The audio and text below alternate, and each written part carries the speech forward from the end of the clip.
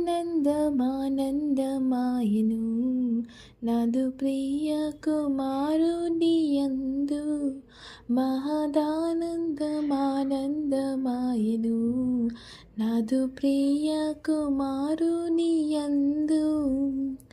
నా తనయుని మాట వినుడని శబ్దము కటియ మేఘములో ఉద్భవించిన అద్భుతముగా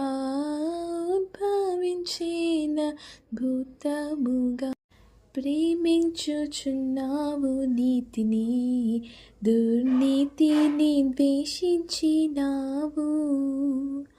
అందుచే నీ తోటి వారి కంటే ఆనంద తైలముతో తండ్రి నిన్ను అధికంబుగా నభిషేకించెను, అధికంబుగా నభిషేకించెను.